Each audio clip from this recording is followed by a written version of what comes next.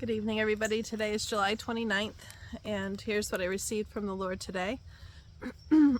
My child Melissa, listen to me. How does man know what will become of his life? How does he know how it will end? Can man determine the day or the hour when destruction falls upon the earth? Can he decide when this occurs? Of course not. Melissa, the day is here. The hour is at hand. The time of my coming is at the door. My children, write these words. I am the master builder. I am the one who creates, and I am the one who repairs, and I am the one who restores. Who else is qualified for this job? Who else can say to the mountains, fall down, and who can cause valleys to rise up and stand? The way to know is to ask the Master, what plans do you have for me? What desires do you have for my life? I will show them to those who want to know. I will reveal the plans and the ways to accomplish them. Melissa, tell them this. I want for them to become like little children. I want for them to seek me on all things. If they are not sure, ask. If they need directions or want to know the answer, ask me. I will give it to them. How will they learn to follow my voice if they do not even practice this simple exercise? How will they begin to journey with me to the new place? My children, you are safe. You are going, but I want you to learn to hear me so I can help you through. Do you understand? I want you to find me in that quiet space and sit with me there. Learn to hear me there. When I speak, I want you to respond. I want you to do something with it. Write it down. Tell someone. Do something so you do not forget, and keep coming toward me in this way. Keep looking for me in this way. I am the Good Shepherd, and you will know my voice. You will know it is me. Do not doubt, children. There is not time for that. Have faith, dear ones. I am coming, and I need you all to be listening for me in these moments. Some of you will begin to hear immediately. Some of you will hear, but doubt and cast it out. Some of you will feel unable to hear at all at first. Do not be discouraged. Practice, children. Just keep listening. You will learn to do this. You will learn to hear me. I love you, my children. I am going to begin to move the mountains. I am going to shake the earth. Heaven and earth will pass away, but my words remain. I have so much in store for you, my children. So much has been designed to give you a hope and a future. The Master Builder has done something wonderful. Do not fear. Do not be discouraged that I am not yet arrived. I am coming. Do you understand? I am about to break through, and you will soon see me. My children, worship me. When you are afraid, worship. When you are uncertain of your standing, worship. Love me and lift me up. Let my love wash over you and cleanse you and heal you. I will not leave you or forsake you. I am yours and you are mine. Read John. Read how we are one. John chapters 14 through 16. Melissa, tell them to really consider these words, to really desire this level of unity, to know I am there inside them listening to every thought and conversation. I know each one. I am actually walking in their shoes. Tell them I love them so deeply and know them so profoundly. Will they not seek my counsel?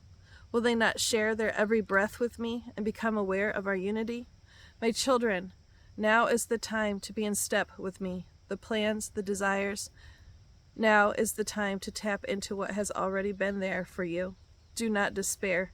You have been set apart for this time and this season. My children, if you ask anything in my name, I will do it. I will move heaven and earth for you. I will do it. It's already done. I love you, children. I have loved you with an everlasting love. I have loved you from the foundations. I knit you together. I have called you by name.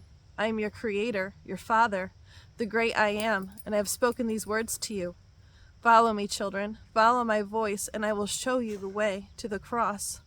My children, believe in me. Believe that I will do it. Believe I will, so that you can receive. Trust in me. Rest in me.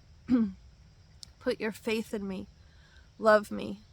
Come, let me fill your cup. Come and drink. Come and receive all of the abundance of my love. Let it enter and let it open. My children, write these words and think on them, for they are true. I love you, sons and daughters. You are mine and I am yours. Our journey to the stars is underway. We are preparing for liftoff. Sing to me. Sing songs of designation, for I have appointed you for this season. this time and this season, did you really think that was by accident and not by my design? Oh, my children, how you have been lied to. It's all by my design. You are my design. I am that amazing. He said, I am that amazing. Are you getting it yet? You have been built by the master builder. You are mine. I live in you. We are one. Begin to live this out. Come to me, weary ones. Just come and rest. Come and drink. Lay with me under the stars. I have named them all. Proverbs 16:2, Revelation 22:12, Mark 16:1 through 8, Genesis the chapter 5. And I looked that up and I saw that it was lineage. And I'm going to post a link if I can find one to a picture of, it's really neat to see how many people were still alive, up until Noah's day. And how easily it would have been to tell the stories of creation, because Adam and Eve lived such a long time, and then their children lived such a long time up until Noah's day. Just the overlap of that is really interesting to look at. 2 Peter 2:1 through 10. Then I heard the word bombshell. And then I heard better to have loved than not to have loved at all. 2 Timothy 4:8. Philippians 2:16. Habakkuk 2:11 through 20. Soon, children, so soon. And I'll put all of those verses in the notes for you. So I wanted to do a follow-up to last night's video, and I had to come inside because it was getting dark again, but I tried to outside, and I just wasn't really sure how much to say, how little to say, and I'm still not exactly sure, but mostly what I want to say is thank you so much for just your outpouring at different times during this journey. I've gone through some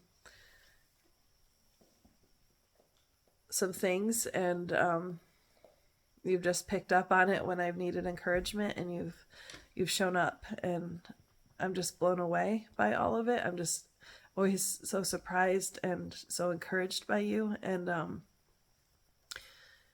I just feel the Lord's goodness shining in all of you, and it's really helped me. It really helped me get through yesterday, last night. I was up pretty late. I spent a lot of today just resting and sleeping and reading the Bible, and just my peace has definitely been restored, and I feel so much better, and you guys definitely helped with that, just your prayers and your kindness. So thank you for that, and your love. So I know that this all probably seems like really dramatic if you didn't read the comments and know the backstory on it, but that's the parts how detailed do I want to be? It involves other people, and it's my perspective and everything, but the attacks were from somebody that's a person in my life, and they were very personal attacks, and they attacked my parents, my husband, my child, and me. And I said I was going to leave the comments on, but they just were so vile, and it was really slander and harassment, and so I did block them, and I don't know if they'll be back. So I am going to give probably some of the story just to discourage this person, to let them know, I'm a changed person, and they don't have a claim on my life anymore, and they need to just go.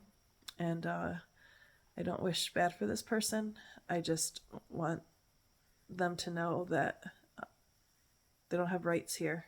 The enemy doesn't have rights here, and they don't have a voice on this channel, and they don't have a voice in my life anymore. I belong to Jesus. I don't belong to you, and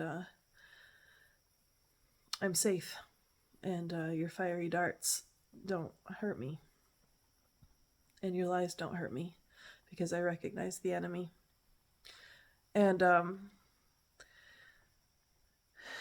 So this person, when I was 18, this is the person I met in college, and I really thought, it was kind of a messy relationship, and but for some reason I just really felt like this person was my first love and knew me better than anybody, but also very dangerous for me. The spirit inside me would just say no. I wasn't allowed, like I couldn't take it further. I couldn't marry this person. I couldn't give my life to this person.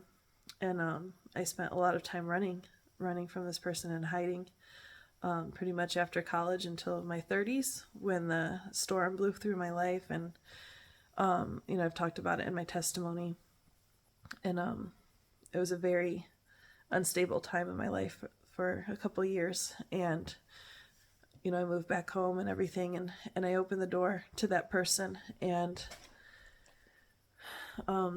it led to a lot of destruction, and I ran again, and I came home just to get away from everything and to figure stuff out, and just I didn't know who I was. I was very lost for a while, and I met my husband during that time, and this person came from several states away, and just did not want me to move on with who's my husband now, and he assaulted me, and even then I was still really broken, and I really wanted to just die, and I kind of gave up the fight. And while he was attacking me, he had his hand over my mouth and my nose and was choking me, and I was screaming for help at first, but no one could hear me, and he was stronger than me, and I didn't see any way out, and so I just kind of yielded and just was expecting to die. And the Lord gave me a picture of my niece. At that time, I was living with my mom and dad, and I had brought my horses from another state. I brought them, and they were being kept at my sister's house, and my niece and I fed them every day together. And I pictured her waiting for me, and what that would feel like to her. And it gave me a desire to live. So I started fighting, and I said, I have students, they're going to show up here, because he showed up at my studio, and nobody was around. And I said, my next class is going to be here any minute, and they're going to catch you doing this. And he fled, and he turned himself in. And he had a gun in his car and all kinds of stuff. And it was not a good situation. And so he spent time in jail. He's not allowed in my state anymore. This was about 7 years ago. And so this person is the one that was writing the comments. And so it just stirred up a lot. And he's trying to destroy me, and he's trying to destroy me with his words. And he'd take a little bit of truth, because he knows a lot about my life. He knows a lot about my family. And because I opened the door and I told him a lot of things, but he would take those little bits of truth and he was twisting them and just making this really horrific story and just lies. And he opened up like 3 different accounts and was saying all these things, and making it seem like a whole community of people here in my community were disclosing the truth of who I am, that I'm some kind of a con artist, and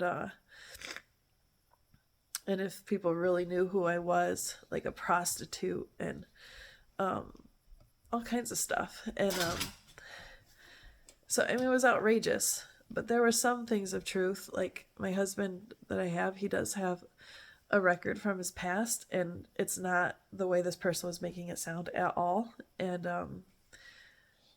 this person was telling everybody where I live.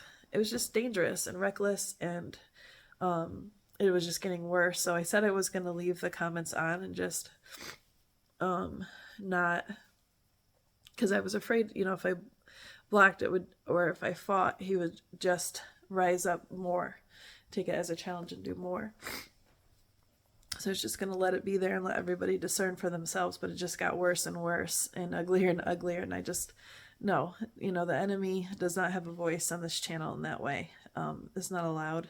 I listened to some of your comments and I read them and I'm like, that makes a lot of sense. Like, this is the Lord's house. This is my house. I can shut that off. And so I did block. There's like 3 different accounts that he had made. And so I blocked all of those. And so for now, I'm going to leave the comments on and just hope that person goes away, because it's illegal, what they're doing. They can't slander and harass me in that way, especially with the record that he has. I imagine if I could prove it, that it's him, he could get into a lot of trouble. So if you're watching, I'm not the same person. You don't have the same claims to my life, and you need to go. And I don't wish ill for you. I just wish for your freedom, that you stop living out of your wounds, and that you understand that the enemy's using you, and that you can break agreements with the enemy. And I'll pray over your life, and I'll keep praying for you, and I want you to be delivered and free too. So that's the story. I don't know if that was too much information, but that's the information. And, that's my side of the story. So take that with a grain of salt too. All right, so I love you all, and we'll keep waiting on the return of our Lord, and I will see you in the next video. God bless you. Have a good evening.